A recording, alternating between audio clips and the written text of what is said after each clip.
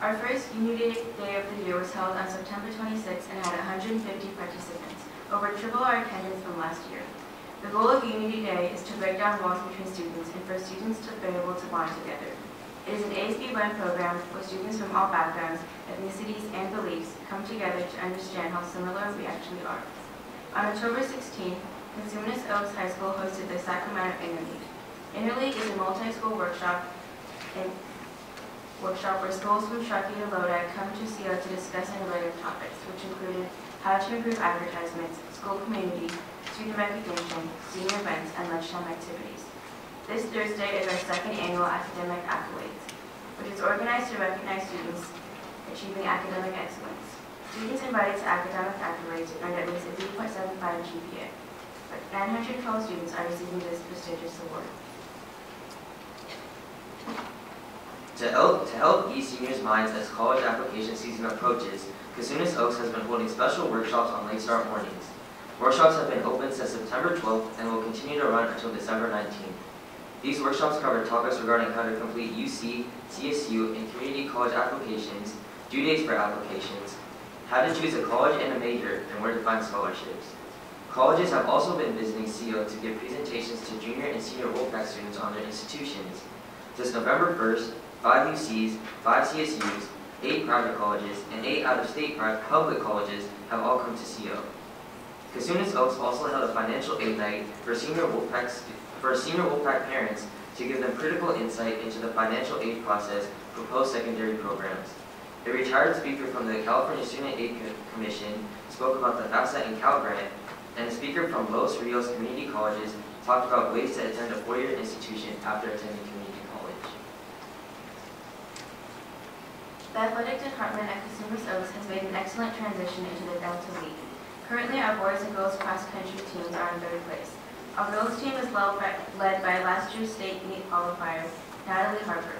In football, Jacob Track was recognized by CBS 13 as Athlete Month for September. In addition, Elijah King was the Sacramento Beast Player of the Week for his performance against Franklin High School. Girls golf is in fourth place, and girls tennis is maintaining a solid third place, with only a week to go in the regular season. Finally, girls volleyball has a 21-9 record and are led by Fresno State-bound athlete Amaria Kelly. They have advanced to state playoffs and are playing in the Northern California Regional Finals tonight at Los Altos High School. Thank you for your continued support, and remember that the strength of the pack is the wolf. And the strength of the wolf is the pack. Have a wonderful evening.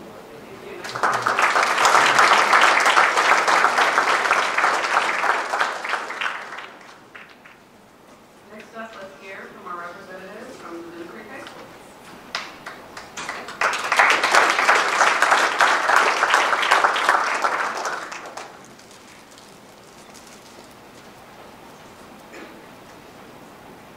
Before we begin, we would like to present these flowers to Mr. Fortuna and send our condolences to him and his family.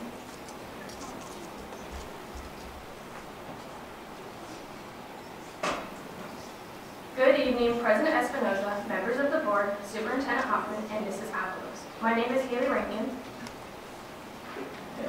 I'm Katie Nelson, and we're pleased to be here to tell you all the exciting things that have been happening at the Cardinals Nest. To start off, students at our school have been doing well academically and earned recognition for it. With our academic recognition, we recognized 440 students from our class of 2019, 2020, and 2021.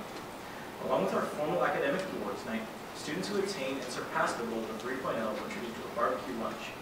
This year, 739 sophomores, juniors, and seniors were treated to hot dogs, chips, and a drink to reward them for their hard work. This year, we welcomed the class of 2022 with our freshman orientation led by Laguna. The freshmen played games and were taken around the campus for a tour to prepare them for their first day of high school. Soon after the start of our school year, Laguna had its welcome back rally. Everyone went crazy with school spirit. And the fun continued at the back-to-school dance the following night. Another fun night we hosted, which was one of the students' favorites, was movie night. We invited our student body out to the quad at night to watch the movie Monster House, to get a head start on the Halloween spirit. We had a great turnout on the night with friends, snacks, and a great movie. At our annual Club Rush, clubs filled the quad with booths inviting students to sign up. And this year we had a whopping 50 student-run clubs to choose from, including Esports Club, Ethiopian Club, and Gardening Club. Life at Laguna has been very busy and a bit spooky. We recently had our fall homecoming, which had the theme of Tim Burton movies. This homecoming was a huge success. Our clothes looked amazing and the dance was even better. For this homecoming dance, ASB went all out with the decorations, including a life-size Jack Skellington and Tim Burton movies playing in the kickback room. This first semester has been lots of fun for the class of 2019. On the first day of school, seniors got to school extra early to watch the sunrise, eat donuts, hang out with friends, and to shop their senior crowns for the first time, which is a popular rite of passage here at Laguna. A few weeks later, seniors got to enjoy their senior picnic, which was filled with laughter, gaming, food, and my favorite part, the occasional nap or two. Seniors left with big smiles on their faces and a positive look at what's to come as the year continues. Our band and color guard have been on fire lately. They won Grand Sweepstakes overall in the Franklin Review, Guard won first place in the Del Oro Review and the Lodi Great Bowl, and they won sweepstakes in the Franklin Review as well. Laguna's Manufacturing Production Technology Academy, MPTA, recently built nesting houses for ducks at the Cosumnes River Reserve. MPTA worked with students who have special needs to build these houses, and they were able to build 23 houses. The students were even featured on channels 10 and 31. Our fall athletics have come to a close here at LC. Cross country made section finals, varsity boys got 7th at subsections, and a freshman girl named Molly Masiva got 6th overall. Women's water polo, volleyball, and tennis all made it to playoffs. Women's tennis also hosted a program called Acing Autism, which helps children with autism release energy in a healthy outlet and it aims to help them overcome social challenges. Before we leave, we would like to invite you to our lip sync competition, Creek Rock, which is on Thursday, October 15th at 7 in our Black Box Theater. Entrance is $5 and all the proceeds are donated to the fire. Thank you for your time, and we look forward to presenting to you again. Thank you very much, Michael.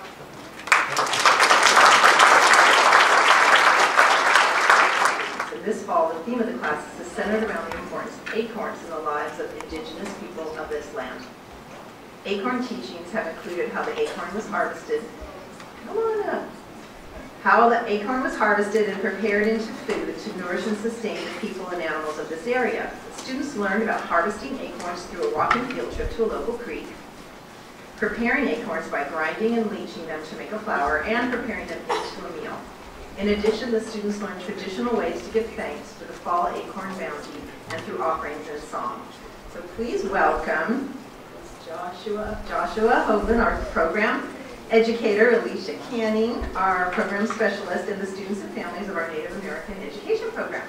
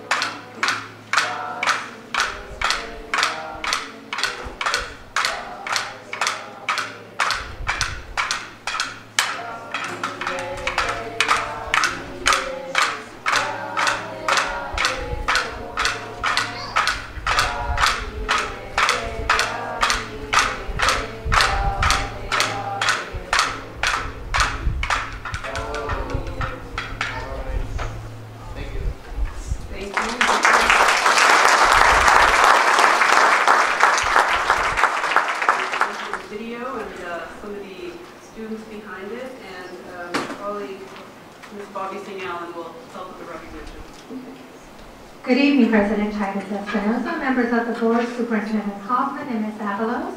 I have the pleasure of sharing with you a video from Feickert Elementary put together titled Stop, Walk, and Talk Bullying Prevention.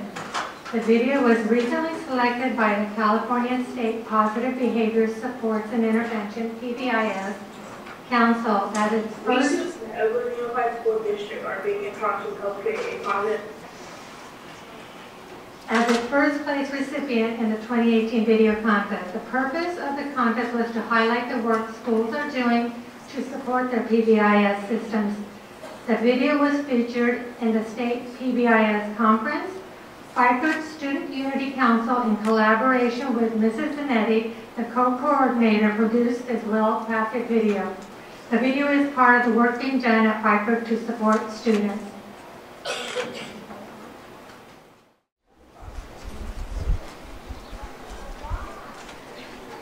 Good evening, President Nancy Chavez-Espinosa, members of the board, Superintendent Hoffman, and Ms. Avalos. Today, actually, we launched the Elk Grove Unified School District Employee Scholarship Fundraising Drive. And so we thought it would be also a good opportunity to go over what the latest has been, a little bit of history about the Elk Grove Regional Scholarship Foundation, as well as how much was raised last year, and then some other new developments. I'd also like to bring up to the podium with me Ms. Kay Albiani, and also Ms. Nancy Lucia, and Ms. Marie Coleman.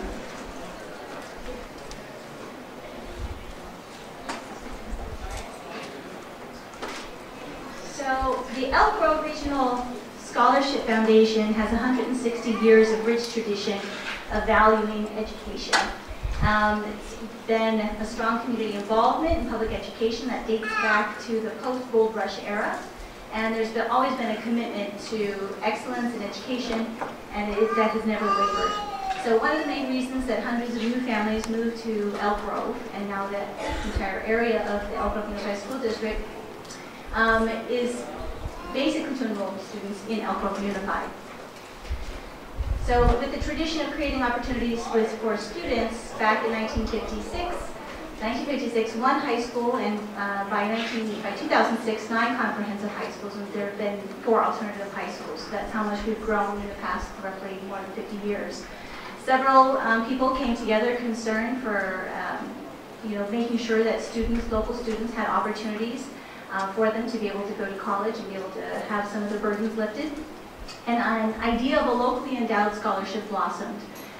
That then became the nonprofit, which formed, was called the Community Educational Services, which was to establish a program whereby students and former students shall be encouraged and assisted in the continuation of their education through working experience, technical or professional training, or education.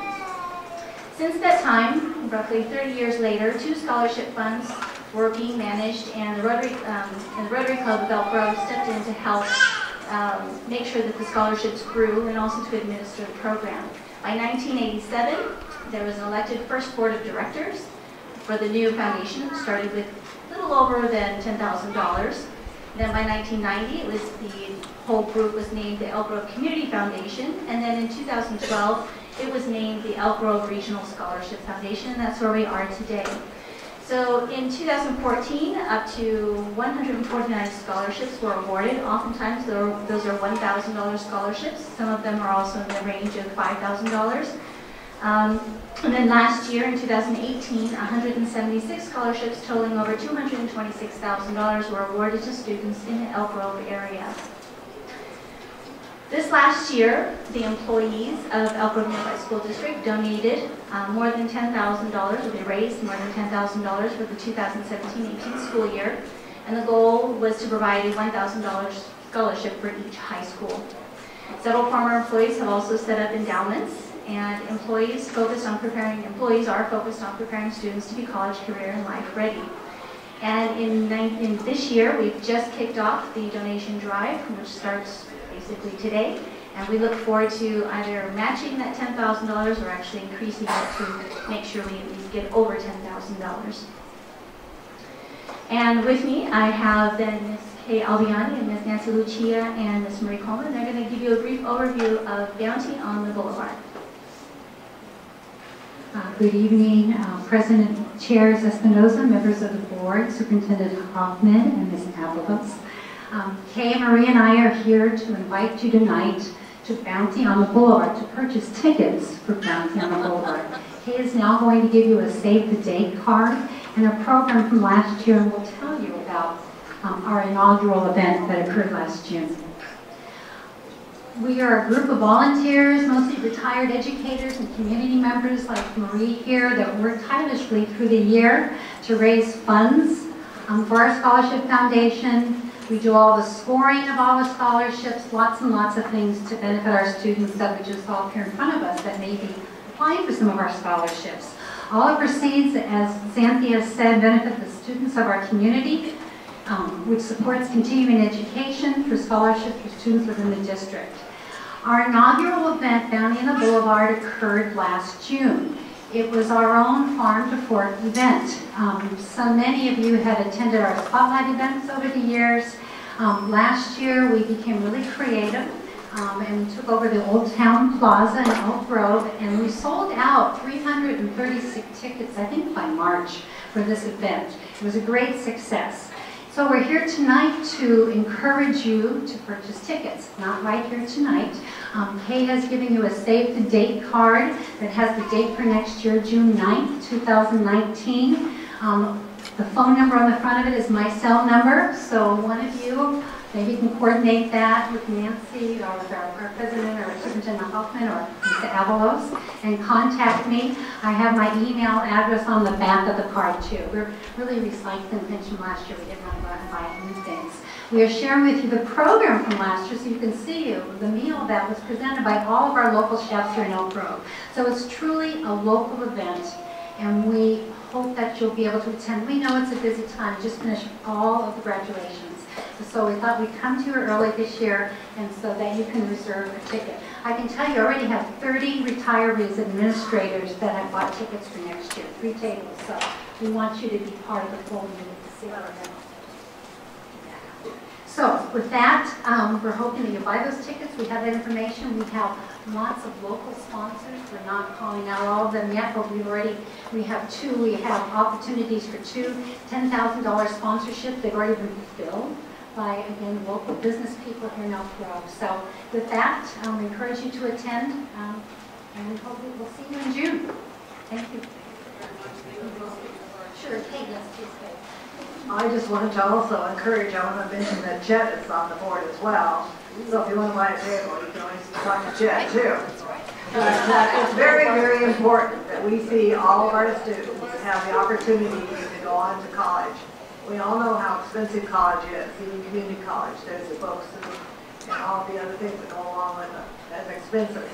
So if you can at all, get them together, buy a table. If not, come as an individual. We also are getting over graduations. They also have a nice wine tasting and some other things there so that we can provide some downtime for you. So I hope to see you there, and you can call me as well, even though Nancy is the person in charge. Oh, Maurice, but I'm the Well, in ticket charge taker. of tickets. I'm the ticket Marie, taker. I want to introduce Marie Coleman, who is, I'm totally impressed with the amount of energy and effort that put into this event. So I think that Oak is very proud and lucky to have such a confident, quality person to run an event like this. Thank you, ladies. Thank you for everything you do for us. Oh, I have a question. Do you have to wear a tuxedo? No, yeah. Totally casual. Very casual. Of course. It's all isn't it? That's right. All right. Our next and also last presentation will be by Mr. Don Ross. This is the resolution for School Psychology Awareness Week, and I hope we have some school psychologists that will come up to the podium and join us as well. Don't be shy. Yeah, all of you.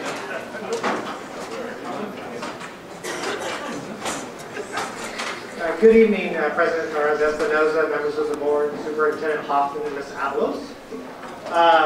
The National Association of School Psychologists, NASS, has designated School Psychology Awareness Week as November 12th through the 16th.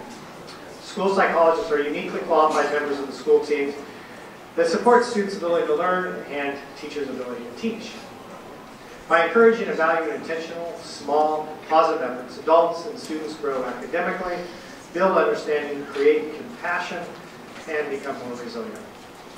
In recognition of the important role that our school psychologists play in the success of students, the Elk Grove Unified School District Board of Education is asked to approve a resolution recognizing November 12th to the 16th as National School Psychology Awareness Week. I would also like to take this opportunity to let the board know that for the third time in 5 years, one of our own school psychologists was named the School Psychologist of the Year for Region 10 for the California Association of School Psychologists. And that school psychologist is standing next to me. All right.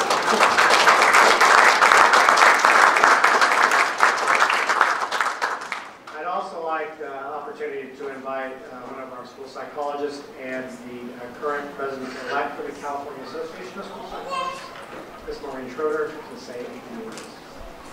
Good evening, President Espinosa, members of the board, and Hoffman, Superintendent. I would just like to take this time and opportunity to say that it is a great honor and pleasure to represent not only Elk Grove Unified School District school psychologists, but also to represent us nationally through our National Association of School Psychologists. This year, our theme for School Psychologist Awareness Week is to unlock our potentials in our students. And I just want to read the current vision that we have in our school psychology department is to provide a learning community that challenges all students to realize their greatest potential, which is our focus this year in our National Association, which looks into actually encouraging our students' traits that connect to their community, to encourage, to imagine, to be kind, to be encouraging, to listen, and to practice. And so thank you so much for giving us this opportunity in acknowledging School Psychologist Awareness Week and for us to represent Elk Grove Unified School District. Thank you. Thank you for the work that you do.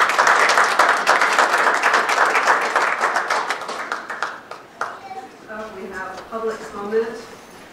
Due to the number of public comment requests that we have tonight and some pretty lengthy meaty items on the agenda, I'm going to ask my colleagues if I have your go-ahead to reduce our traditional 3 minutes down to 2 minutes so that we can make sure we have enough time to talk about, particularly the package of board policies is what I'm concerned about.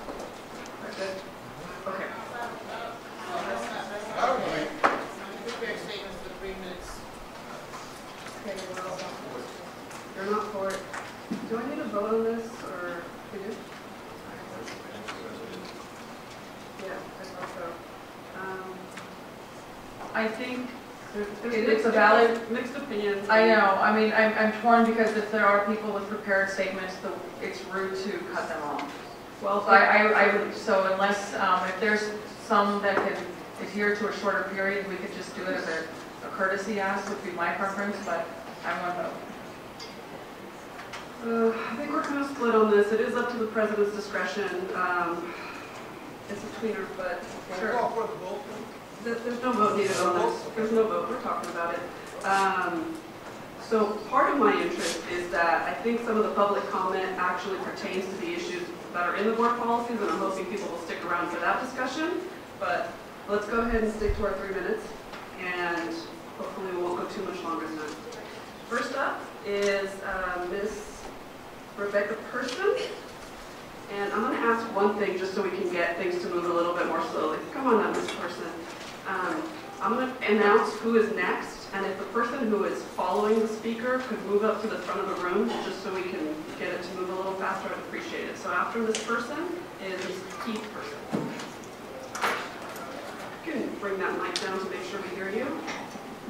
And there's going to be a clock up here for those of you who haven't done this before. It gives you a heads up when you're running out of time. Hi, my name is Rebecca Person. My son Keith is a 7th grader at Jackman Middle School. All my kids have gone to, we live in South Sacramento in Elk Grove District, but they've gone to schools with school choice where we haven't gone to the schools in our neighborhood because, well, I'm going to be blunt with you guys, we get cheated in South Sacramento. We really do. So, you know, Keith has been having behavioral issues, and I'm on him. I don't, when it comes to my children, they better, you know, behave, you know, and I even talked to the superintendent often about it one day. I even talked to him about it, where I guess maybe it's just a difference in, you know, being in class all day. Well, he had an incident on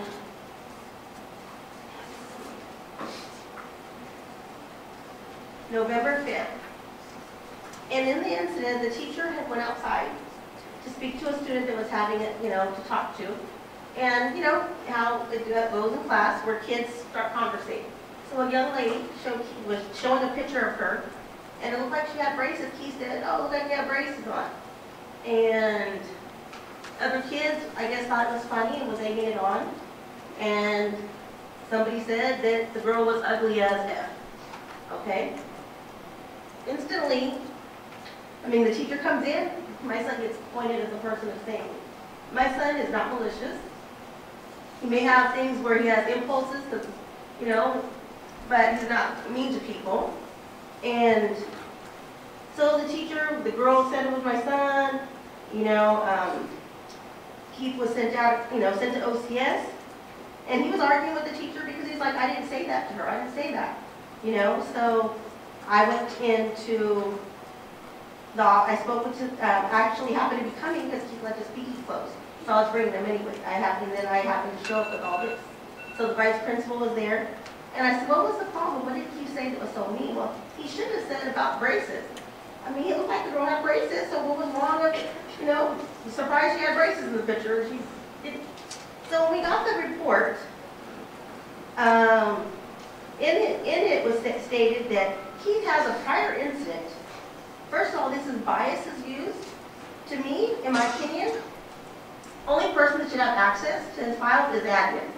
Because when the teachers start to see whatever prior, discipline issues or whatever issues have been written before, they use that against him in here. He has a prior incident of inappropriate harassment of female students and needs to be seen by an administrator.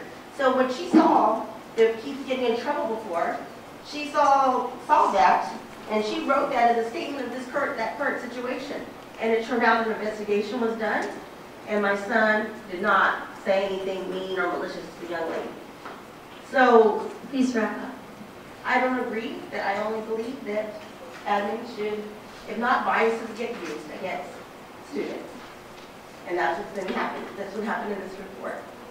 And it needs to stop. Thank you, Ms. Person.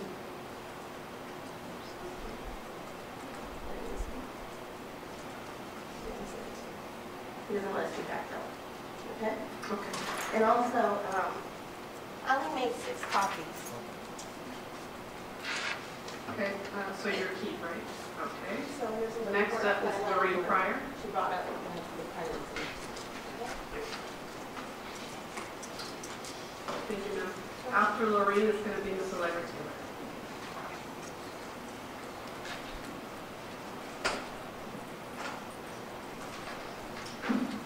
Good evening. First of all, I'd like to start off by also giving my condolences to Mr. Fortuna on behalf of Black Youth Leadership Project and the Village.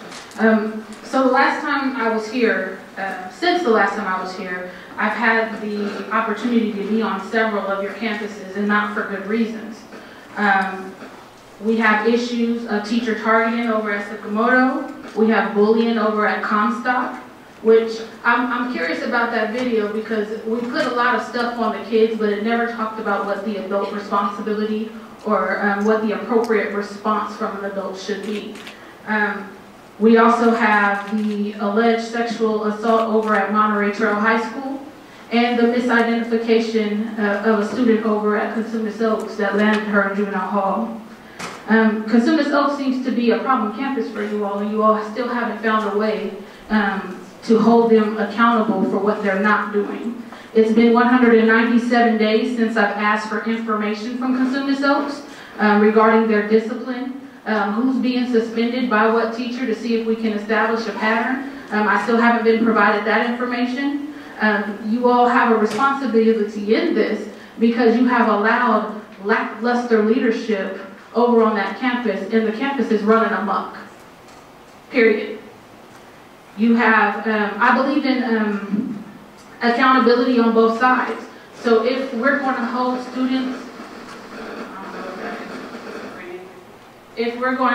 students, responsible for what they're doing, we have a responsibility to also hold adults responsible for what they're doing.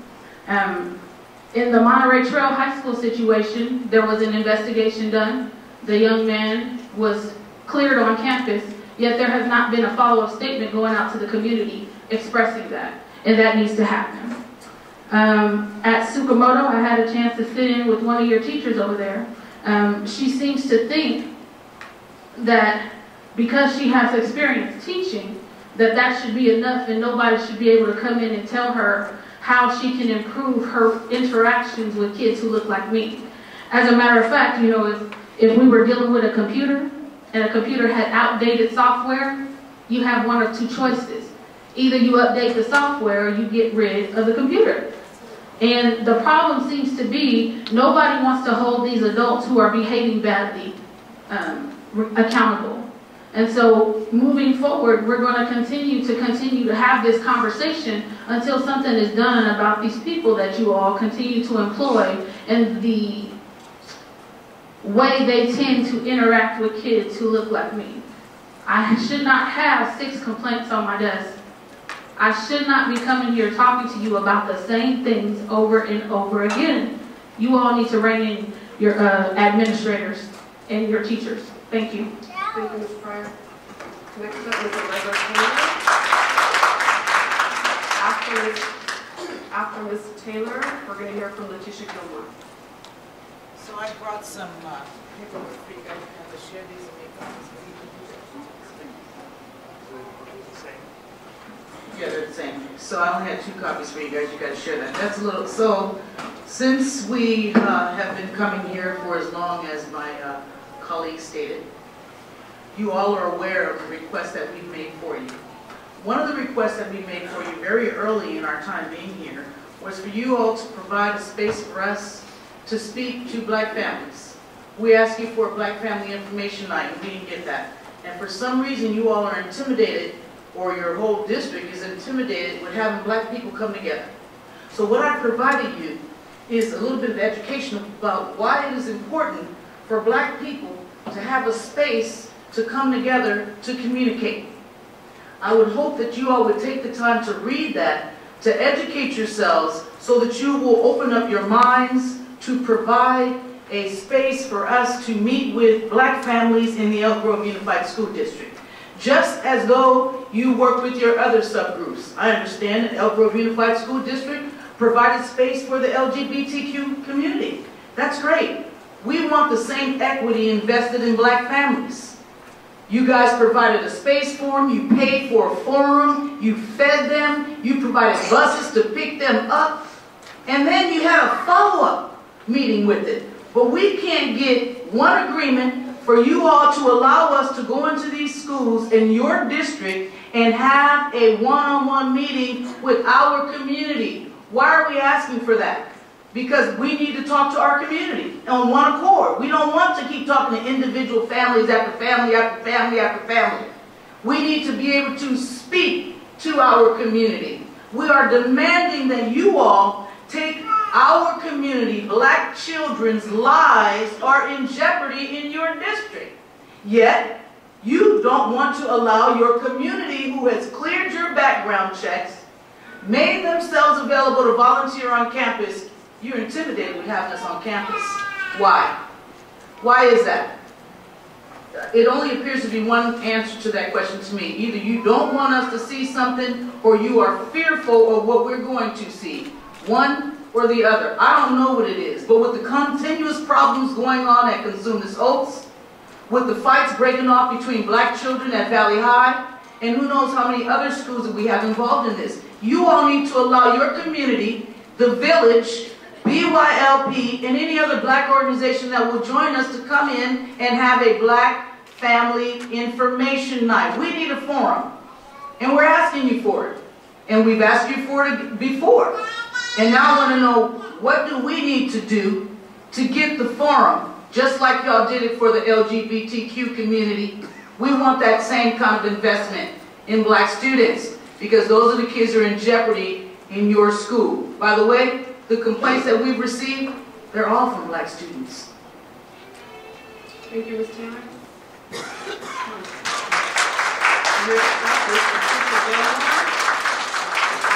Ms. Gilmore will be Rona Wilkins. Good evening to the board president, board members, our superintendent. This is my son Isaiah. Isaiah is a junior at Monterey Trails High School, and I'm here because of the issue with the discipline and the punishment when there's an altercation, and the punishment that is handed out to the victim. My son was harassed on more than one occasion by a student at Monterey Trail. He texted me and said that he was at the point of being ready to fight this student because he was tired of the harassment. I called and spoke to the vice principal, Mr. Wood, explained the situation. He said that he would handle it. He pulled my son from his class and spoke to him, and apparently spoke to the other students. So when I get home, Isaiah tells me the student asked him why he snitched on him. And so the student continued to harass, kind of died down. I thought maybe the situation was over, but there were apparent rumors that this young man was planning to jump my son in the bathroom. So I get a call Friday at about 1:30, 1:45. My son is in the office. Vice Principal Wood said despite his conversation with him, with the other student, that there was an altercation, there was a video. My son landed several blows. He's now suspended for 5 days. It is not fair to the children who are victims of violence on campus that they have to suffer the same type of punishment that the child who is the aggressor suffers. They're missing valuable instruction time. He pulled up my son's record and found that he hadn't been in trouble the entire time that he's been in high school. Not once has he ever been seen in that office. My son is not an instigator. He doesn't want to fight. But I teach my children to defend themselves. My husband and I don't teach our children to be punching bags. And it's not fair, according to this education code, that you have rules in place that pretty much create an environment where children can become punching bags because they don't feel like they can defend themselves. So if you don't want another Columbine, if you don't want another Parkland, you need to change the rules and regulations that you have in place when it comes to bullying and intervention and these children who are being victims of these bullies. Now you had all these psychologists, there was not one psychologist of color on that stage. Where is the intervention by these psychologists when it comes to bullying? I suggest you put a program in place to address bullying, talk to the children who are being looked at as bullies and their families to see what you can do to stop the bullying and the violence and this unfair punishment against children who are victims of these bullies before they themselves become a bully. Because it's not fair to them, especially when a child is doing well in school and they don't have a record of being in any kind of trouble. Thank you.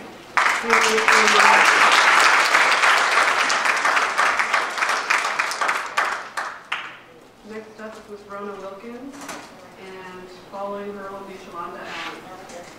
I brought a couple copies of some emails that were sent out, but never responded to. Here you go.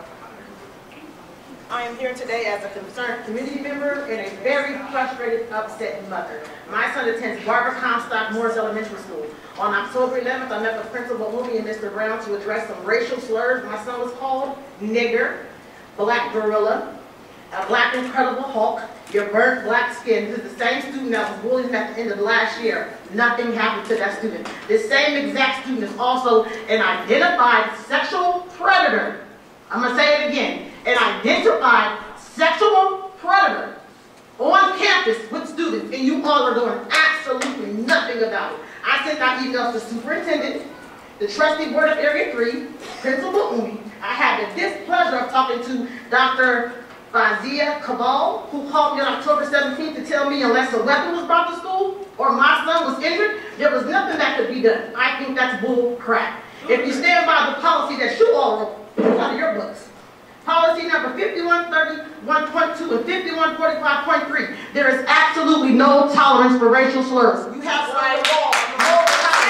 My son is being targeted. I don't know what other families you do in here. You don't want my family in here. This is a black boy that's going to go to school and be intelligent. I'm not raising a thug. I'm not raising somebody that go around and wreak havoc, but he's not going to be a bully to anybody. And if you can't do your job, you shouldn't be sitting up there. Now, none of y'all called us back. We sit back at the wall. You are so damn insensitive to black people's needs. You was the rudest doctor I've ever spoken to in my life, who told me my son has to be injured before anything can be taken, any action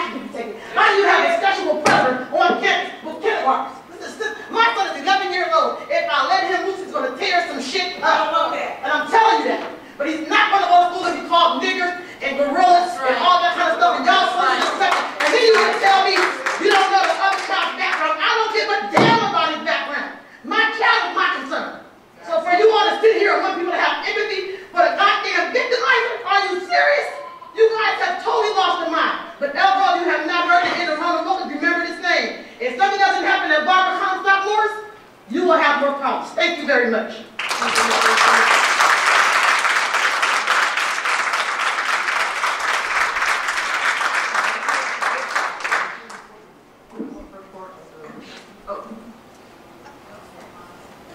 After Ms. Shalonda Allen, we're going to have Angel talk. My name is Shalonda Allen. I'm here to speak on behalf of my 4th grade 9-year-old son. He attends school at Mary Sukamoto Elementary School. He has been attending the school since kindergarten. He is a straight A GATE student, and he has recently made honor roll for the first trimester. It is with sad regret that I feel that I have to interrupt my son's stability and change his school next year, because we have been struggling to receive proper treatment and adequate support from the school staff and administrators. Staff have violated my son's personal rights on multiple occasions, and nothing has been done in regards to holding staff accountable for their unprofessional behaviors. My son was physically assaulted twice by his 2nd grade teacher. Since then, they have been creating a punitive behavior record on my child. He was placed in a 3rd grade class where his teacher showed up to work on several occasions under the influence of alcohol, and he was out for weeks at a time, interrupting just instruction. My son has been handled aggressively several times on multiple other occasions, most recently being pinched in the stomach by the principal on accident. His most recent 4th grade teacher, along with other staff, have been very punitive when disciplining him and very unfair. Staff has been diminishing his strength while creating barriers instead of supports for my child. They've been creating false narratives in these disciplinary reports, which have been following him, allowing staff to have biases against him once they read these false things about my son. When I have shared my concerns, I receive excuses such as teachers are protected by the union, and it leaves the principal's hands tied in regards to proper disciplinary action. A new teacher won't be a good fit for my child, or it may create tension amongst the same grade level staff if we move him to another class. If you don't think anyone likes him at the school, take him to a new school. Because his rights have been violated on several occasions, I've asked school staff to remain hands-free with my son. This is a hands-free school. Excuses that I get are teachers are hands-on because sometimes they have to hug the children. That is not what I'm talking about. I'm talking about when he's being slammed, when folders are being snatched out of his hand, when he's being pinched and things like that. We had an SST meeting. They brought a team of 8 people. They said I could bring who I want. I called up the Black Youth Leadership Project to help me advocate on behalf of my son, and I was told that when I bring them to the meeting that it's intimidating, just excuses why I shouldn't have them show up while they have all of these different people in front of me, making me feel attacked about my son. We have a mental health therapist, we have a special education teacher, we have the principal, we have all these other staff members for my son, who once again is a straight A GATE student overperforming on state tests. Thank you. Thank you, next up, Angel Cotton. I'm going to give you her statement for her. Okay. Following that will be Jarrell Roberts. Was she here? Ms. Totten is in the room. Ms. Totten, please raise your hand.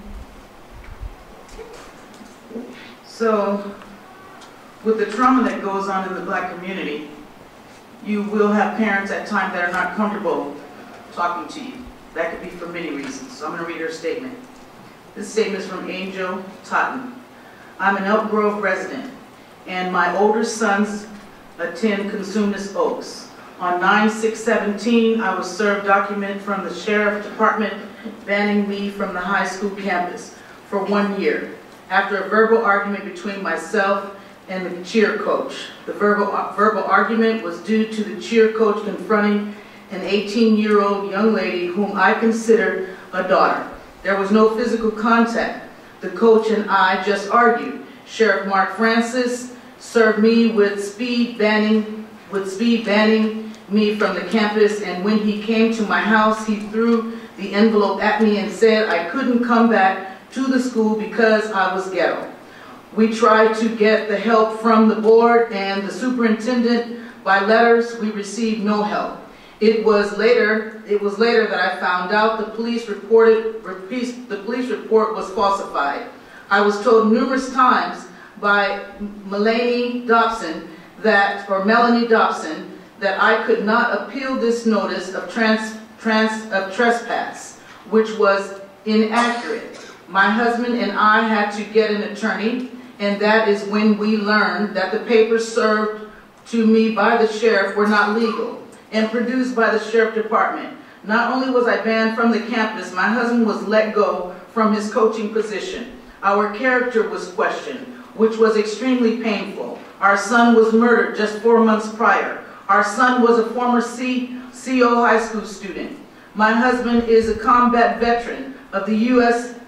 Marine Corps, and I am a nurse with the County of Sacramento. My husband mentors to all in need of mentoring, no matter their background. I believe this is why we were stereotyped. We have dedicated our lives to helping others. This is why we are sharing this today, because our family could not get help from the district on the board when we needed it. We also believe the action of the district was actually motivated because of other persons involved in the argument was not banned from the school campus. It is our son's senior year, and I missed numerous games. I could not attend senior night at his football game due to the falsified document. We would like the board to investigate this matter and ensure that no other family is subject to the discrimination from Elk Grove School Police. Secondly, another incident occurred today. I received a phone call from the Vice Principal, Jesse Champagne, that a group of kids were outside smoking and my son was stranded standing next to them, and I asked Ms. Champagne, was my son smoking? Mr. Champion stated that Jordan was not one of the students. I'm going to sum up at the end. Both of my sons that attended CO have never been in any type of trouble since they have been in Elk Grove Unified School District. My sons are grieving the loss of their brother and do not deserve to be targeted because of our complaints regarding CO. So this is another black family in your district that has been traumatized and forced to remove their kid out of your district because of unfair treatment. You've got to get together, Elk Grove. Thank you, Ms. Tony. After Mr. Roberts, it's going to be Dexter Coates. My name is Daryl Roberts. I apologize, Daryl Roberts. I live in Sacramento. I don't live in Elk Grove. I've never been. I'm going to ask you to pause. Can somebody help Mr. Roberts raise the podium? We're going to try to get that microphone closer to you so we can make sure to hear you. And we'll start your time on it. It doesn't count against you.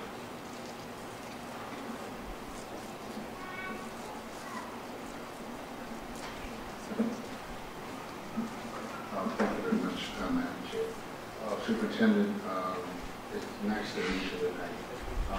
My name is Daryl Roberts. I live in Sacramento, Mr. Madison. I'm hearing they can't hear you back there. You mind getting closer to the mic? I don't normally have a problem speaking. I'm sure you'll warm up.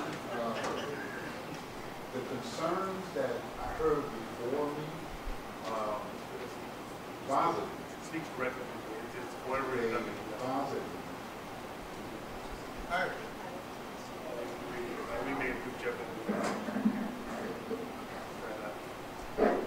That's better. I think it has to be on. Oh, okay. The concerns that I heard prior to me bothered me, and I hope it bothered you. Ms. Pryor and Ms. Allegra represented parents and concerns in your district, and I don't know you well enough to know how it affects you, but I grew up in the segregated South. I grew up in New Orleans, and I'll be honest with you, I haven't heard this much anger, frustration, and concern from African-American parents only since I left New Orleans. Jefferson Parish School District, to be exact, where we had situations in Jefferson Parish that sounds similar to Elk Grove. That's not the way it should be. You have leaders who came to you and said, you need to bring parents together to talk to you about resolution. And I'm not sure what you're doing about it, but I know they're telling you They need your leadership. You have parents who came to you and said their children are being talked to as if they're animals, using the word nigger. This is California, the home of whatever you call it. But I think I'm back in New Orleans, and if we're going to be there, you're going to see a different approach from those outside who hearing about this.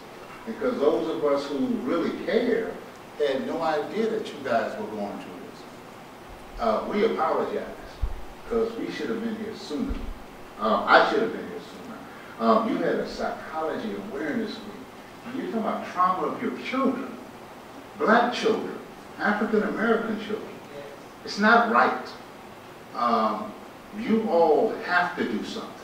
You were elected to treat every child fairly.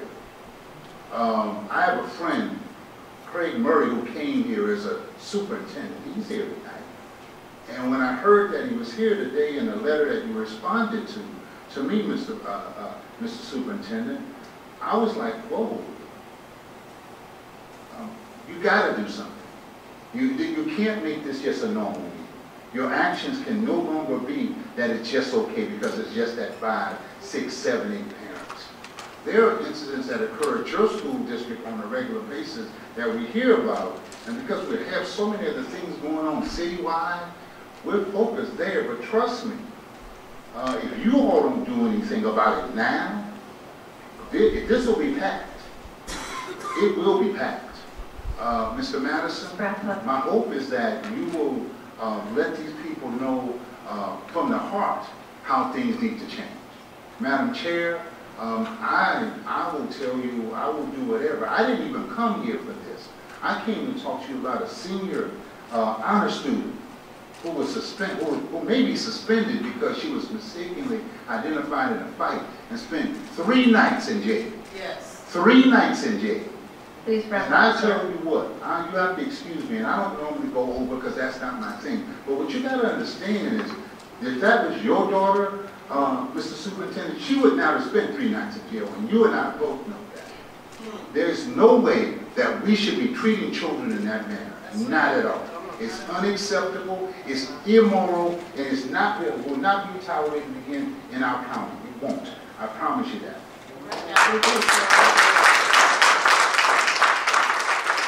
Next up, we have Mr. Poe. And after Mr. Poe, I apologize if I'm misreading this handwriting, but I believe it's Tia Hairston.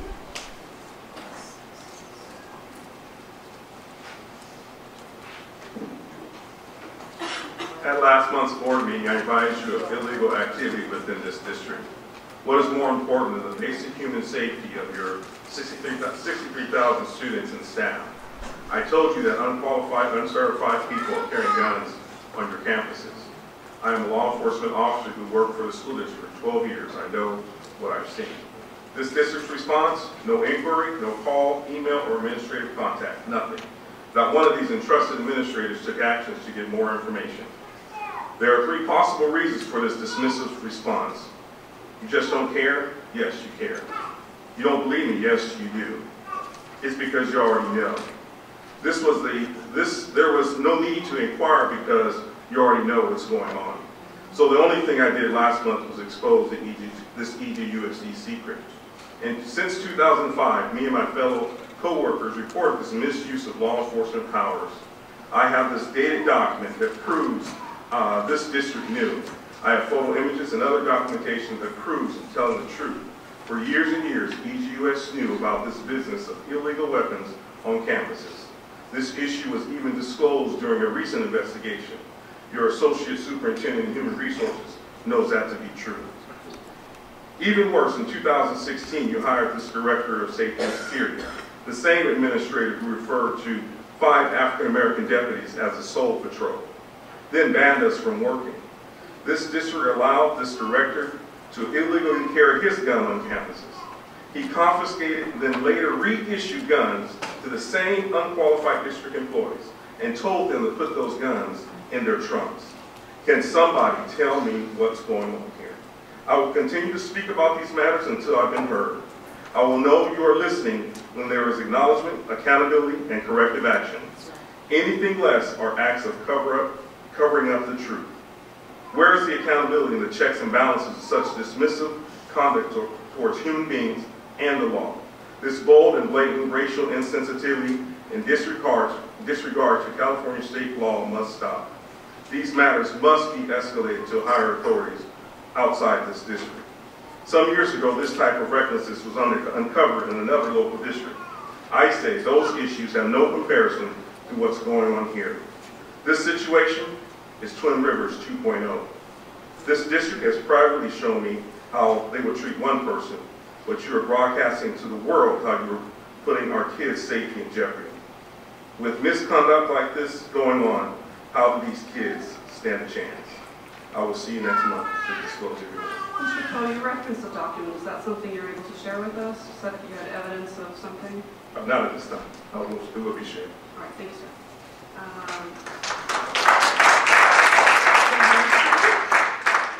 Thank you, ma'am. And after Ms. Gershman will be C. Scott Harris, Jr.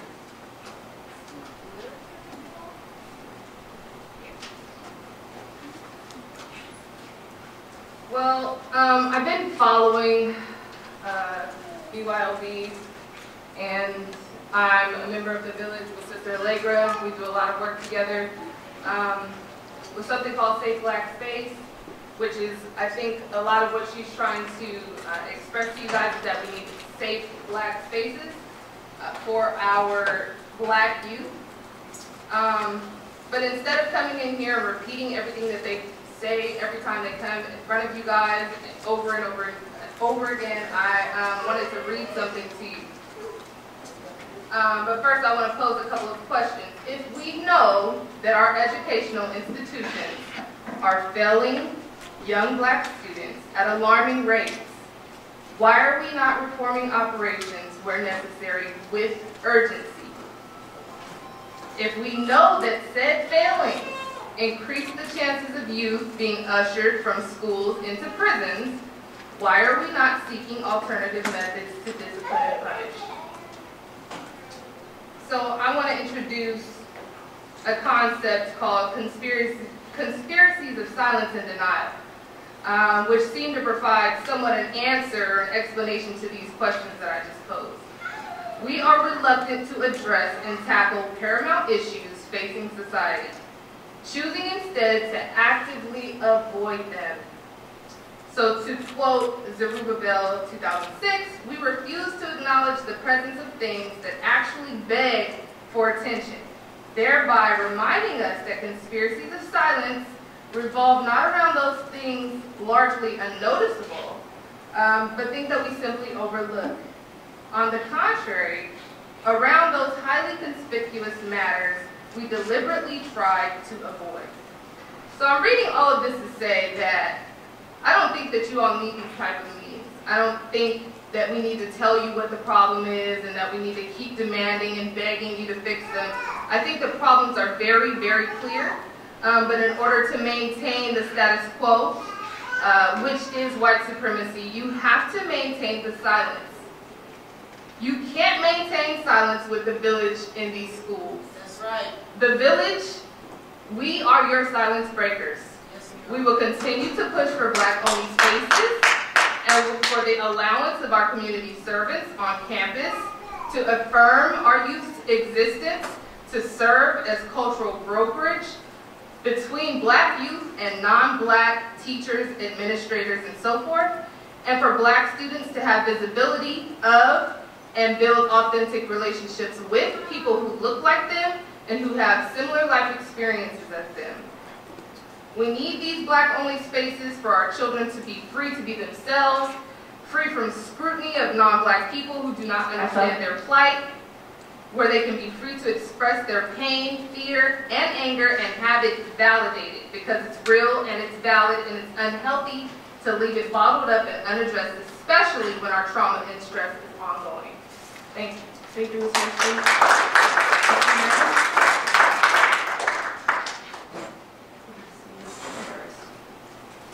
After Mr. Harris, we have a question about the next speaker, so I'll hold that. Go right ahead, sir. Thank you. I'm actually a graduate of this district. Matter of fact, in 1972-73, I was the first student school board representative. And I am very concerned. I came here to talk about black deputy sheriffs. I'm very concerned about their plight because I went to UC Davis, I got a law degree, I became the first black chief deputy sheriff. And so I'm very concerned of how they're being treated. And this is like, I'm retired now, and the same issues are still being soul patrol. Please, you should be happy to have black officers to work at these schools because they will make a difference. I'm more concerned with what I heard tonight. I've had 5 of my kids go through Laguna Creek, Sheldon, and they had similar problems. These problems are still going on. And I hope that you guys are going to address it.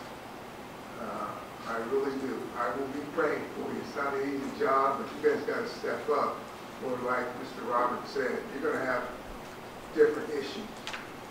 When I came to school here, they had people in white sheets in the homecoming parades, and they called me the N-word.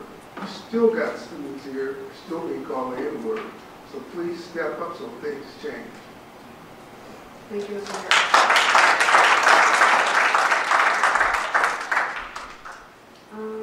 I think it's Marche Williams. Marche? So my question is, you put here that you want to talk about item number 6, which is actually the consent agenda. So did you want to talk about just regular public comment? Yes. Come on down.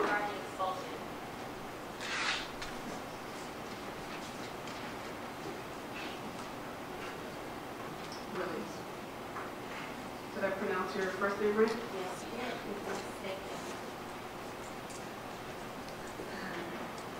Okay.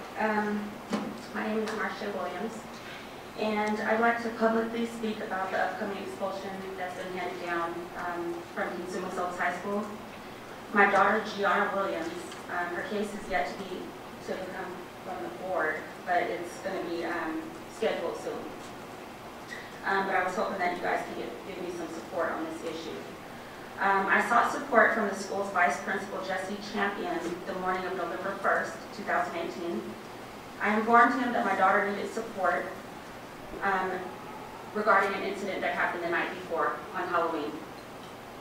I informed him that an incident was going to happen. I had a strong feeling that something was going to happen, a fight between the girl's older sister that my daughter had fought the night before. He assured me that there would be action taken and that there would be a safety plan put in place for her to attend all of her classes. One of many fights that's involving my daughter occurred at Cosumnes Oaks High School. The fight involved 2 female students. My question is, why would law enforcement be called in an effort to break up a fight between 2 teenage girls? There was a helicopter, 20 police cars, ambulance, fire trucks, all of that kind of stuff for a fight between 2 female students. I was called on the phone by Mr. Champion, and he let me know that my daughter would be up for expulsion. I have received no documentation at this point. I did not receive any incident reports or any witness statements. In addition, my daughter has an individualized education plan that requires school administrators to hold manifestation meetings prior to any suspension beyond 5 days or expulsion. Mr. Champion, he's aware of her IEP program, but he did not come forth with a manifestation meeting until I had requested her discipline summary as well as her IEP, which I did not get a copy of until today. Let's see. So what I'm asking for is your help in making things right. There's a plethora of children who look like me who are being targeted. They're being treated unfair. And I think it's time for things to change. My daughter will be attending the meeting hopefully sometime this week, and I'm hoping that she will be treated fairly. With me going up to the school and letting them know that this was going to happen. Furthermore, during the fight, just want to say this real quick, during the fight, two principals and a security guard were holding my daughter down, and the principal, Maria Osborne, had my daughter in a headlock. My knowledge is that a principal is not supposed to do that. She is not trained to restrain, but she is not trained to restrain, and I take issue with that. So I ask you guys please to do something to make this right. Thank you. Thank you, Ms. Williams. And at this point in time, Lorena and Danielle, if you would be so kind as to join me. And these are two key members of our team, and I'm going to allow them to share their perspectives on the process and the work moving forward.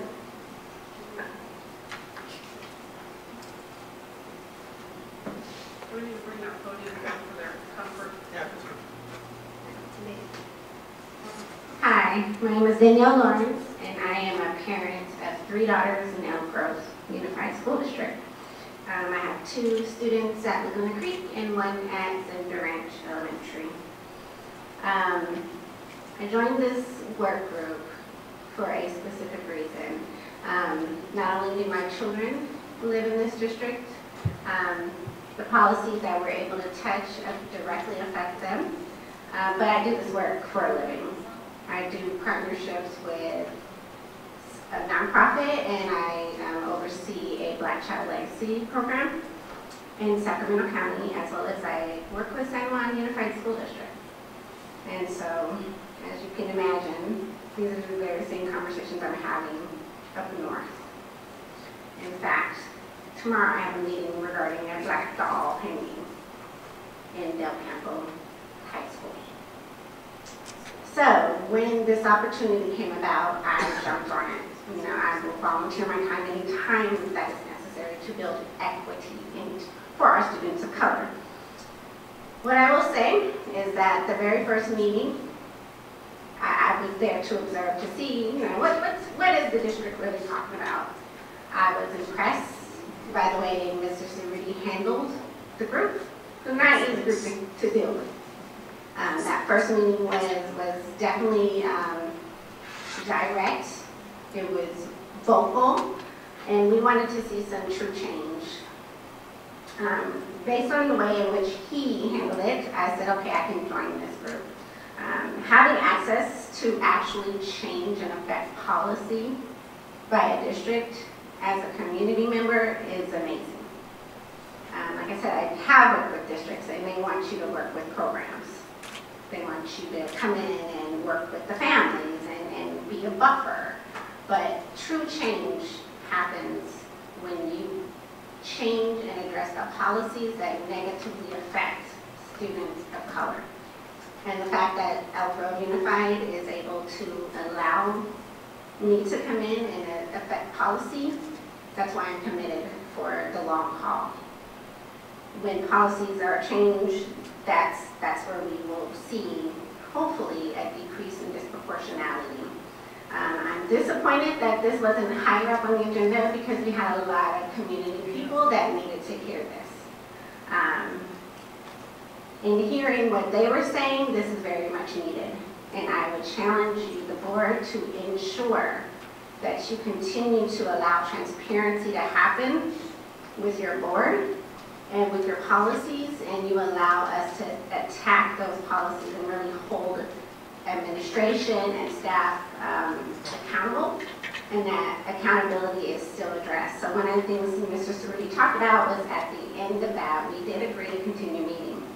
We are going to continue to look at data and continue to challenge.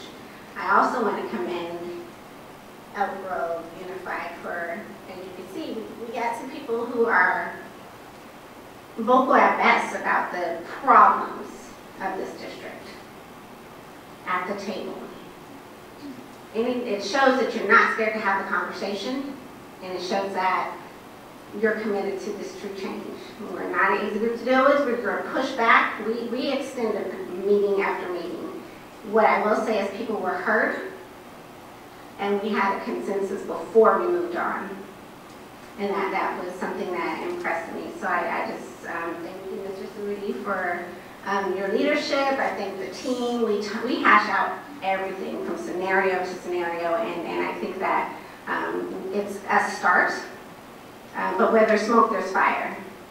And if you continue to allow us to be at your table, then I expect to see true positive change. It's going to be a process, but we're committed.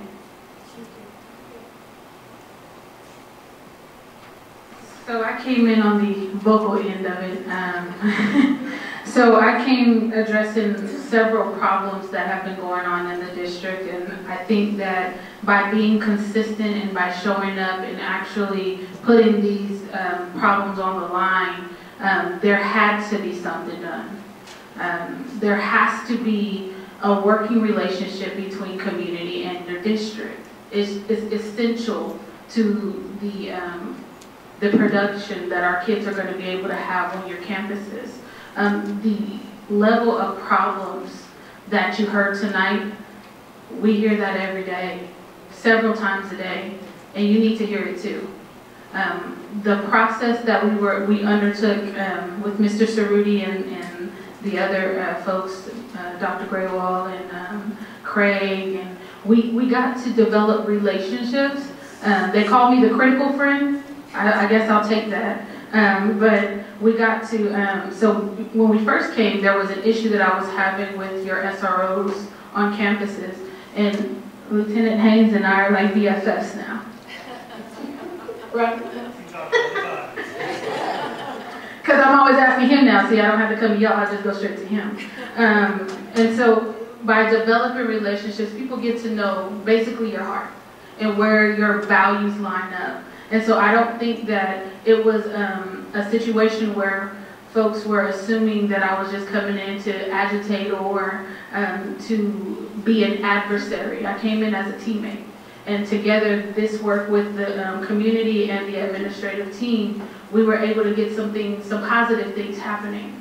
But what I will say is a true depiction of us being heard is action on the ground. And so we look forward to continuing this work with all of you. We are committed, as Danielle said, to this in the long run. And we hope that we see some immediate changes, and then we'll stick around for those other changes that are slow to come. Thank you.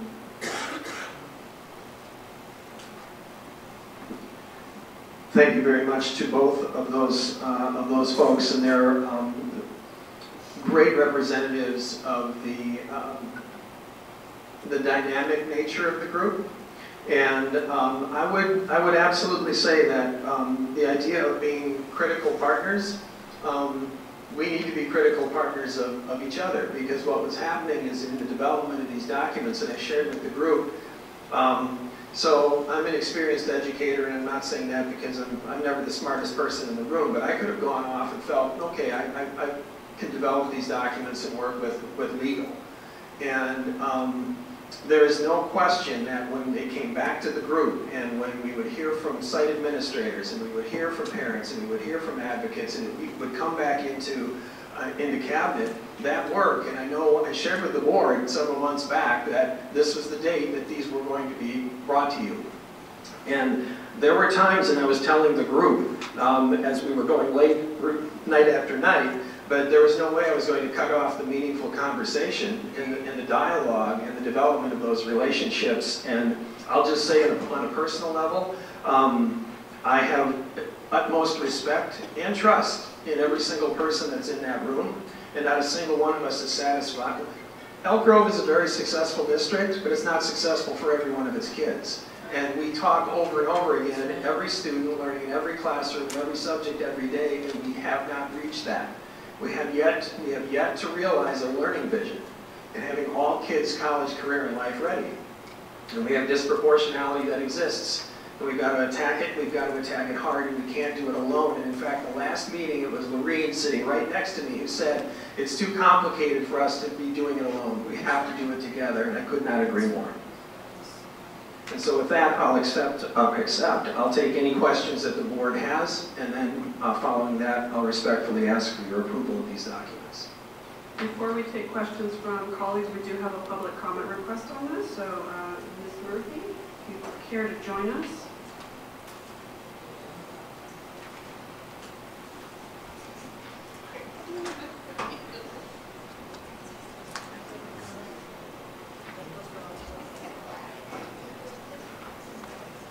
Good evening, President Chavez and members of the board, Superintendent Hoffman, Mrs. Avalos. I'm Michelle Murphy. I'm a parent of Miles Sattler, a senior at Elk Grove High School. I'm also one of your principals.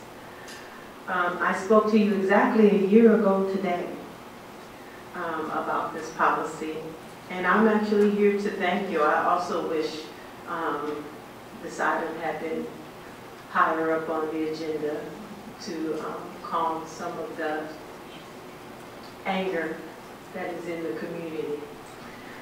I'm here to thank the board for taking action and creating policy related to law enforcement's interaction with our students. And this policy, I'm hoping that the board votes in favor of this policy because it is a direct move by the district to avoid the use of our schools as a gateway to the criminal justice system or the school to prison pipeline that targets African American and Latino students.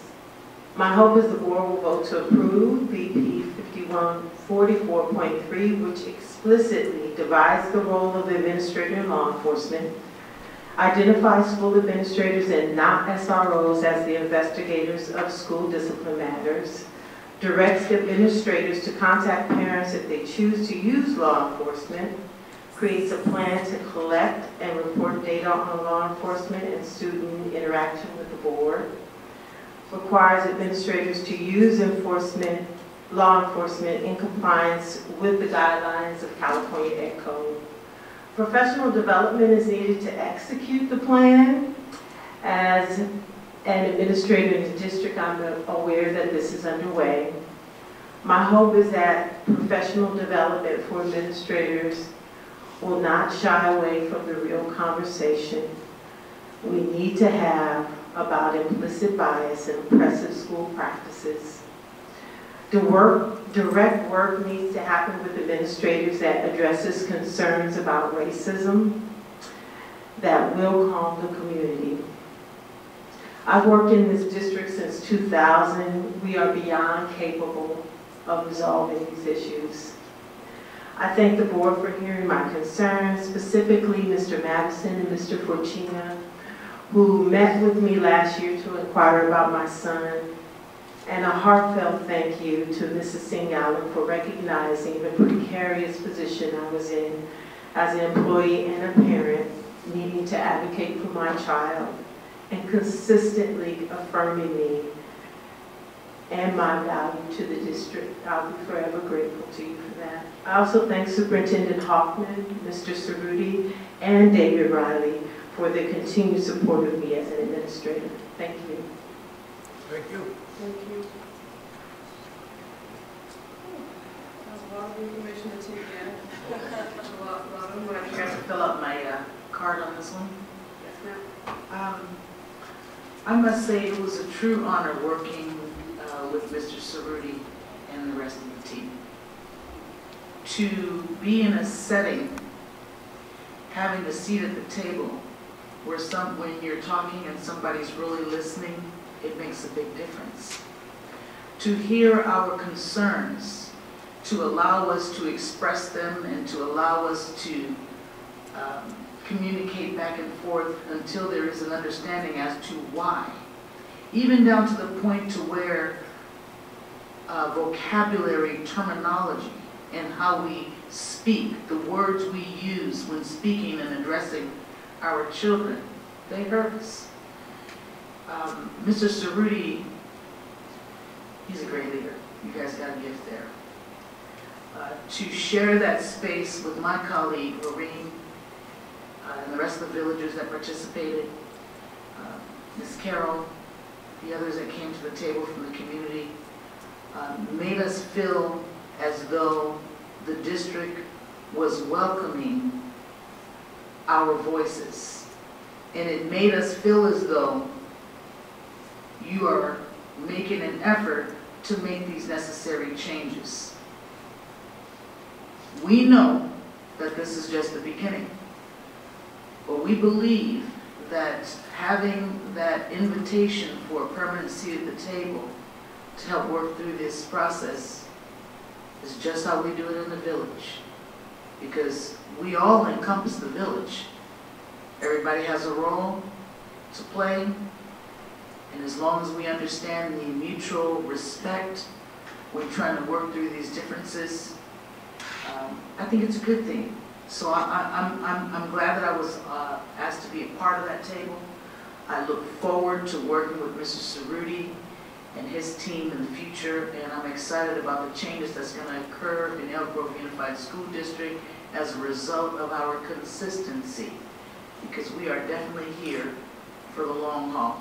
You see, my granddaughter's in, no, I'm just kidding. My granddaughter's in Union House, so she's in elementary school. You got another young advocate coming up.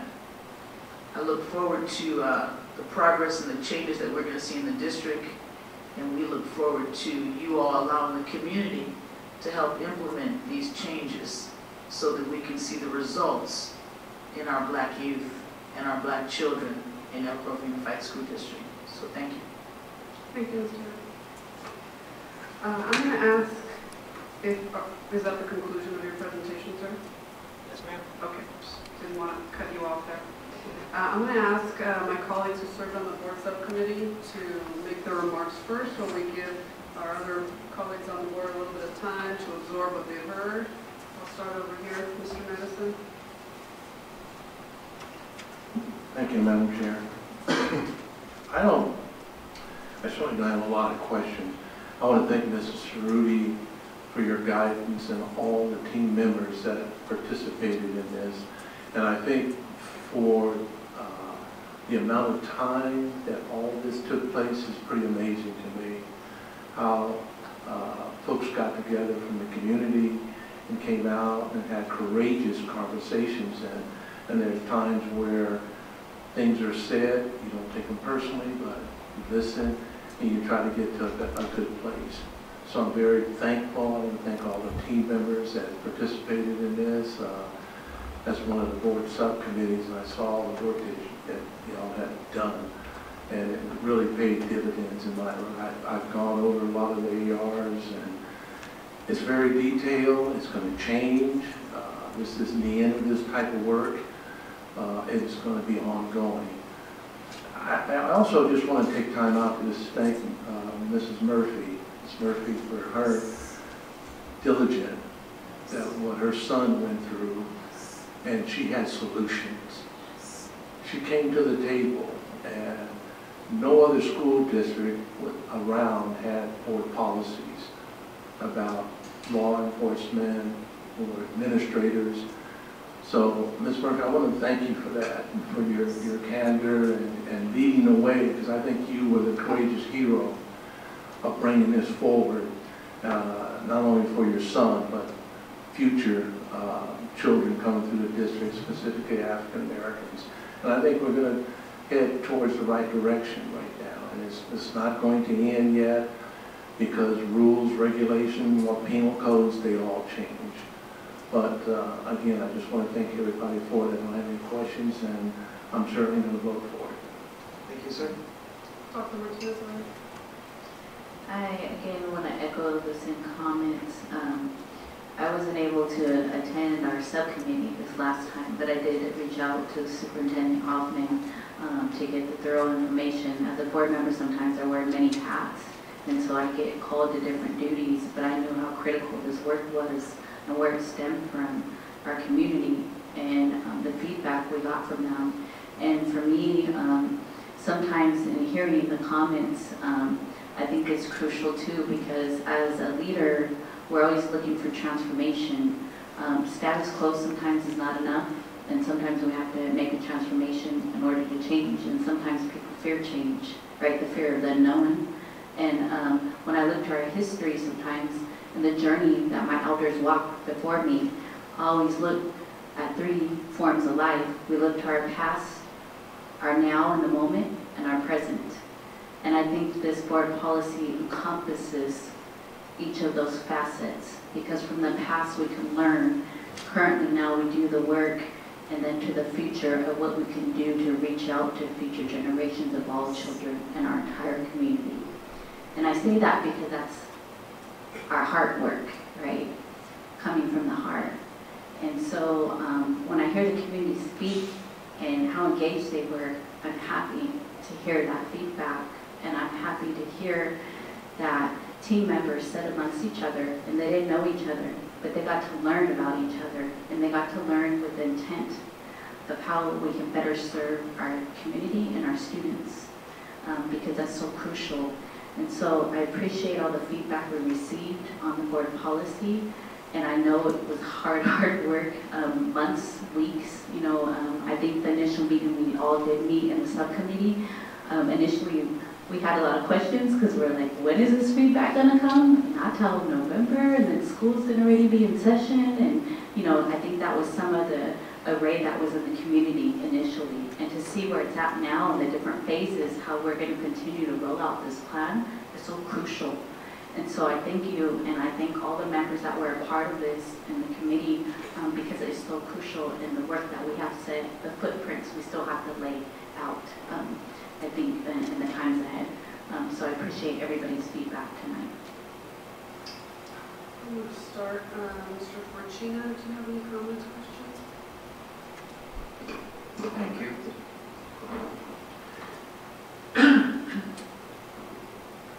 I have a comment, a question.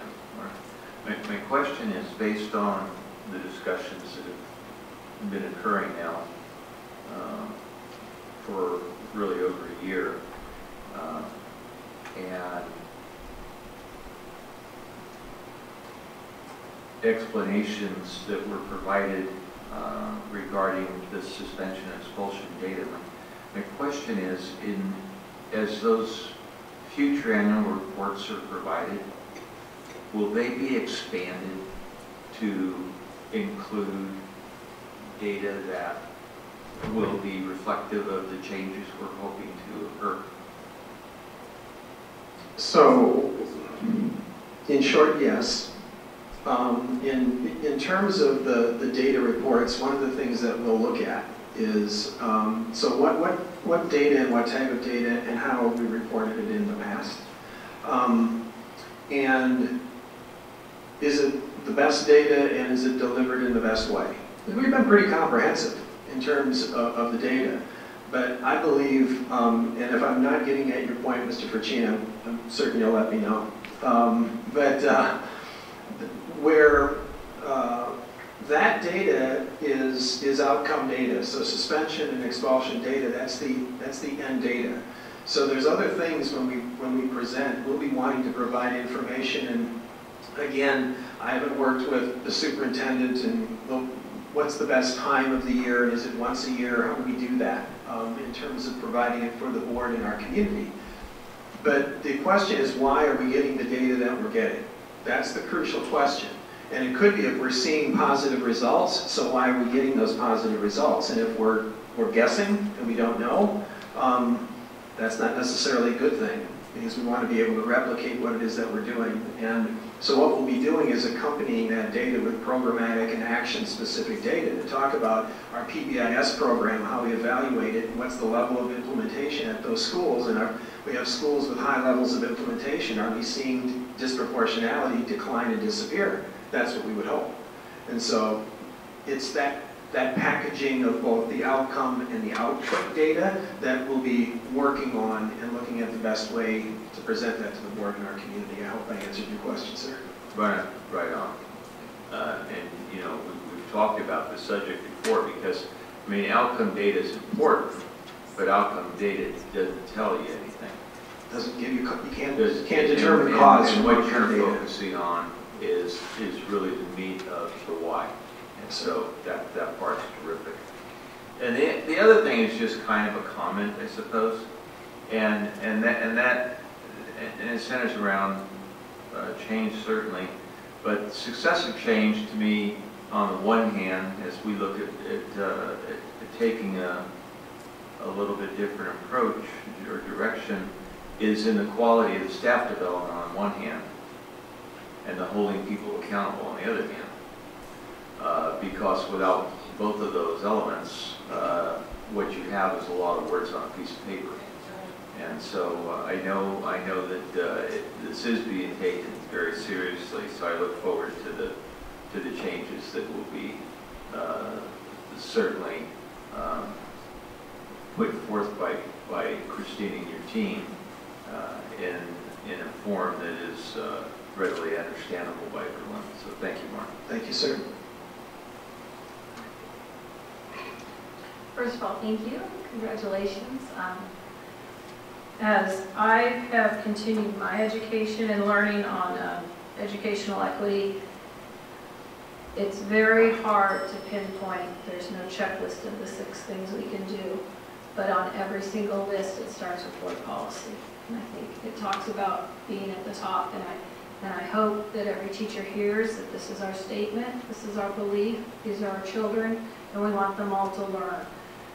And we want them all to have the experience, the positive educational experience that will keep them learning for the rest of their lives. So I think we've learned through our development that relationships are the basis of everything. And we're talking about the fact we've taken the time to make these relationships and build from here. So I just want to thank the people that were on the committee very much. Thank you for your leadership. I think there's the opportunity we have in our district right now to become leaders in our state in this. And there's the opportunity we have to lead the 7 of us as part of the group that started this change in our district. It could be a very historical moment. I'm excited that we're taking this on, so thank you. Thank you, ma'am. Mr. Bettis, any questions, comments?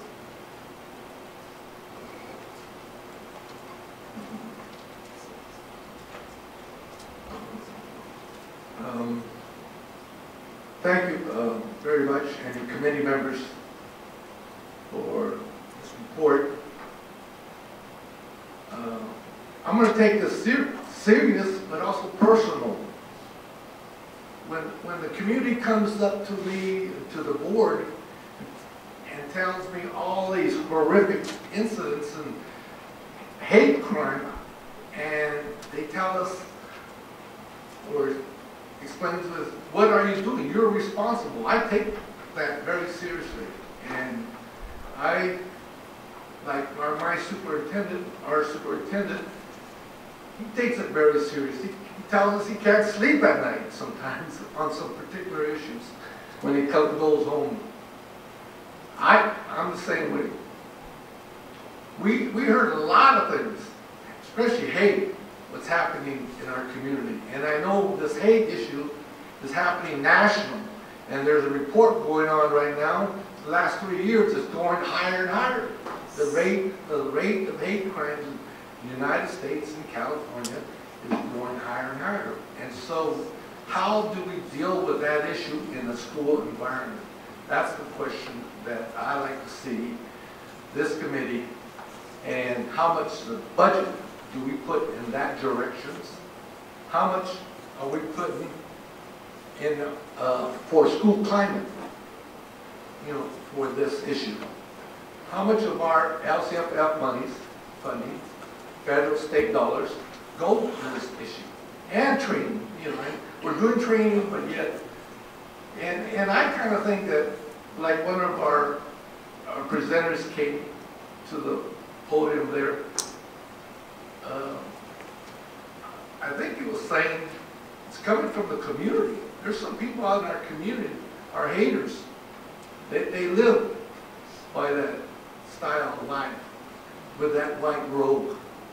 But yet, we don't confront racism, and people in this board don't like to talk about racism that exists in our community.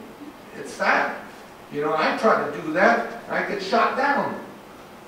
But it exists in our community. But yet, they don't want to talk about it. So I'm glad that what I heard today was very positive. It gave me a lot of joy to hear that, and your presentation. And I see that the group of the participants in our community of the village is working with you and we're joining forces to deal with this issue. And it, like I said, and other people came up there, it's not just like Elk Grove. It's rapid. You know, and everybody knows where it came from, where it's coming from.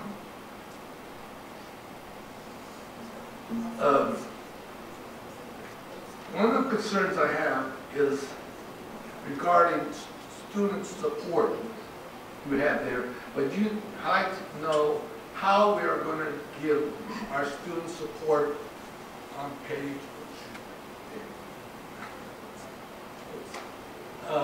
Yes, there was on one of the proactive student support. Could you explain what are we going to do that? Because the other issue that we're doing, yes, we're having policies for our administrative staff at the schools, at the district office, but yet, you know, a big push that I'm going to say again, like I said before, you know, how are we educating our students in their rights in that school setting? You know, after that, I heard all this business the other day in the last meeting. I went home and studied. There's a lot of issues or documentation on student rights, what they can do and not do in that particular situation. And I haven't heard that. I think that's, you know, putting this very good report and collaboration with the student right component, to me, is very important, because there's going to be students over there like this, talking like this, and they don't know their rights. And when they have their rights, they give it up. They actually give it up. And they need street law. I used to teach that, by the way, long time ago. You know, street law in the education environment. You know, how to survive in a community. You know, we used to call it street law. So, one thing I like, I noticed that not all the people that testified, but I think we should do, or maybe what's your suggestion, how we can go back to that community that was here from the village? How can we articulate to them or present to them that we're going in the right direction? Because earlier tonight, it didn't look like it, you know, like, you know, nobody knew this was on the table or on the agenda, and we have good community support from the village, but yet those people that from the village that testified told us, hey, we're not doing our job, you know. So that, like I said, I take that personal, and it hurts me a lot, and that to hear that, especially that sexual orientation issue regarding, you know, that individual should not be in a, you know, at the first day when they heard that individual should not have been in our school setting. That should have been taken care of immediately. And I'm responsible, and I know my fellow board members feel that way too. So we have to deal with that issue ASAP. Mr. Pettis, if I could ask you to wrap up, please. No, I don't think I will. Well, it's getting difficult to I know, discern yeah, okay. whether your questions are rhetorical. No, because this is a very serious issue. They're all serious issues, yes. It's hard for me to tell whether your questions are rhetorical or if you're asking for staff to respond, or whether they're specific to this item before us. I'm speaking from the heart. Yes. And like I said, it hurts me when I hear this. And I like to nip it in the bud. And if you can't not hear that of racism, what happens in our school, we have a problem. Racism and preferential treatment. I heard that in the presentation. Let's deal with it. So, do we have to extend our time since it's 10:30 now? Yeah. Oh. That one's a little ahead, but thank you. What? I'm sure we will get there. I'm sure we will extend past 10. Yeah, the clock hasn't been adjusted. So, part one of my request I will adhere to your request. But, we need a lot of work, a lot of work. Thank you, committee members. Okay, Ms. Allen. Okay. All right, let me compose my thoughts here. I do want to respond to something that you stated, Mr. Perez, and I just don't want it to be left unchallenged. Because you made a statement that the board and me, and I took it very personally, just like you take things personally, when you say that we don't like to discuss race relations. That is absolutely a false statement. I have no problem having those courageous conversations because that's where solutions occur. And by the way, this is an agenda item, therefore we are talking about it on an ongoing basis. So nobody's hiding from having these conversations. And I will recite them to you when you come back, because it was directed to you, sir. But it is on the record. First and foremost, you know, when we started this journey with policy updates, my biggest concern was harming children in real time. And I wanted an immediate solution, an immediate fix. But I learned from the benefit of time of the value of having stakeholder engagement so that you can properly vet the issues. I fully recognize that kids have been harmed along the way. We heard from them today, but I have confidence that these policies will go a long way towards addressing those various issues. Section B of the AR, I support the board policies there and the AR policies, but I just want to make sure that we allocate the requisite resources and support to make sure that we are successful in that. And where I'm getting at is really going at the heart of something that Ms. Murphy touched on, things that I've thought about, is that implicit bias. That is so critical when it comes to discipline. We see this played out in real time every day. How many times have we put on the news and there is some idiot calling the police for selling water, for being on a golf course, for sitting at Starbucks, for babysitting, or for being gunned down for walking into their own home? That's all coming from a place of implicit bias. So we, you know, I know that we're doing great work with Arbinger, but implicit bias is the skills, the tools, the resources that go at the heart of how we think and what we can do to be better so that administrators aren't arbitrarily issuing calls to law enforcement for same issues. Because of inherent bias. So I support this, but I want to ensure that particularly our vice principals, who are usually at the heart of being responsible for discipline, that they truly get that training that is necessary. Yes. Yes. Yes. Right on. Additionally, tracking data. I know that Ms. Akita will be looking at this when part of our ongoing committee work. Are there administrators calling law enforcement on a higher level than others? And if so, what are we going to do about it? So that recording of the data and getting those reports is very important. It's not just important having these policies, but making sure that we are utilizing them and exercising them to the fullest potential, because there is still room for error in there. Because at the heart of this is still that implicit bias. It hasn't gone away.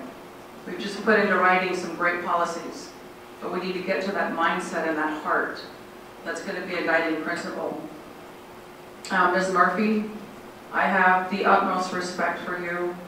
It took a lot of courage for you as a principal to come here to the school district and say, look, you got problems. It was very eye-opening for me as a school board member. I value your work tremendously, not only as a mother, but what you do on the front lines. So your input has been invaluable to me because you bring those two very important perspectives that not all of us can say that we have. And so I want to thank you for you stepping up, because I know that took a lot of courage. We don't see principals coming here raising red flags because it can be intimidating. But I hope that you've opened that door for others, because I only know either if I see it or if I hear about it. So when people come here to share their pain, I'm never upset or offended.